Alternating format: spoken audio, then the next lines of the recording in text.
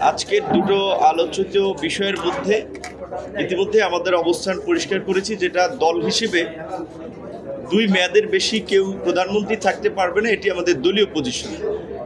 বাংলাদেশের সংসদের সময়কাল যেহেতু 5 বছর, সেই হিসেবে অন্য অনেকে বলেছে 10 বছরের প্রশ্নে, সেখানে আমরা বৃহত্তর স্বার্থে একমত পোষণ করেছি। 2 মেয়াদ হোক কিংবা 10 বছর হোক, এই জায়গায় আমরা একমত আছি। কিন্তু তারপরেও আমরা ঐক্যমতে পৌঁছাতে পারি না, এটা দুঃখজনক।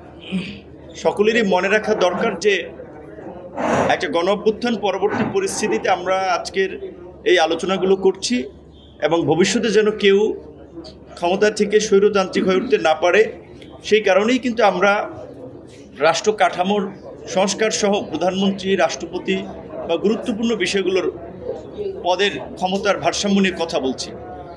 রাষ্ট্রপতির নির্বাচন নিয়েও গতদিন আলোচনা হয়েছে, আপনারা জেনেছেন, সেইখানেও ঐক্যমতে পৌঁছানো যায় নাই। আজকে বাংলাদেশে আরও একটি গুরুত্বপূর্ণ বিষয়, যেটা এই মুহূর্তে অনেকদিন ধরে আলোচনা হয়েছে, এবং এই আন্দোলনের আমি মনে করি ম্যান্ডেট গণ-অভ্যুত্থানের তো একটা সংবিধান পরিবর্তন করা বা সংশোধন করা। সেই সংবিধান সংশোধন কমিটি কিন্তু বিভিন্ন রাজনৈতিক দলের সাথে আলাপ আলোচনা করে মতামত নিয়ে তারা একটা খসড়া নিয়ে আলোচনা করছে। আমাদের দলের পজিশন ছিল যে সাম্য, মানবিক মর্যাদা, সামাজিক সুবিচারের পাশাপাশি গণতন্ত্র এবং ধর্মীয় সম্প্রীতিকে ইনক্লুড করা, যেহেতু ধর্মনিরপেক্ষতা কিংবা ধর্মীয় স্বাধীনতা এগুলো নিয়ে নানান ধরনের একটা মতনৈক্য তৈরি হচ্ছে, সেখানে আমরা ধর্মীয় সম্প্রীতির কথা আমাদের দলের জায়গা থেকে বলেছি।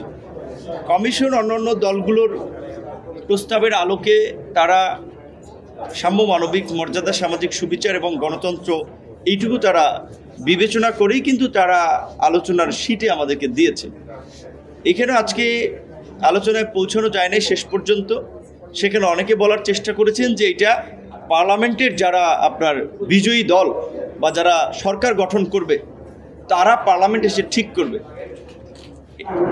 যেখানে একটা গণ-অভ্যুত্থান পরবর্তী পুরো রাষ্ট্রযন্ত্রের সংস্কার নিয়ে আমরা আলাপ করছি, যদি পার্লামেন্টের উপরে আমরা ছেড়ে দিতাম তাহলে তো আজকের আলোচনার প্রয়োজন হতো না। সো জাতীয় ঐক্যমত্য কমিশন গঠনই তো করা হয়েছে যে রাজনৈতিক দল, নাগরিক সমাজ, বিভিন্ন সংগঠনের মতামত নিয়ে রাষ্ট্র সংস্কারের প্রশ্নে একটা ঐক্যমত্য করা। সেখানে ঐক্যমত্য কমিশনের এত অনৈক্য আমার মনে হয় যে আমাদের প্রত্যাশিত নয়। রাজনৈতিক দলের নেতৃবৃন্দ কিংবা যারাই কথা বলেন, প্রেসের সামনে খুব ভালো ভালো কথা বলেন, কিন্তু দেখা যায় ভিতরের আলোচনা আসলে অনেকেই একমত হচ্ছে না, সেটাও কিন্তু আপনারা বিটিভিতে লাইভ দেখছেন।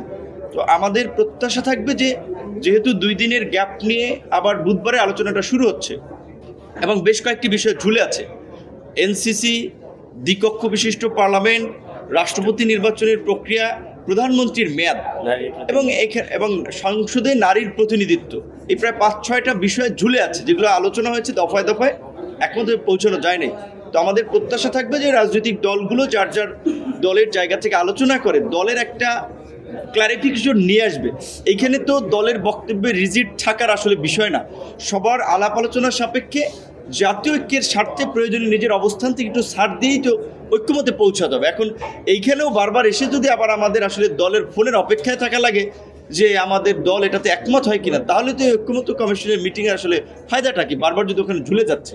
তো আমাদের প্রত্যাশা থাকবে যে অনেকগুলো মিটিং হয়েছে, অন্তত যে বিষয়গুলো ঝুলে আছে সেগুলো সহ প্রয়োজনীয় সংস্কারের জন্য যেন আমরা সবাই যার যার জায়গাতে একটু ছাড় দিয়ে হলেও একটা ঐক্যমতে পৌঁছাই, যার মধ্যে দিয়ে আমাদের প্রত্যাশিত আগামীর নতুন বাংলাদেশ আমরা দেখতে পাবো। ধন্যবাদ।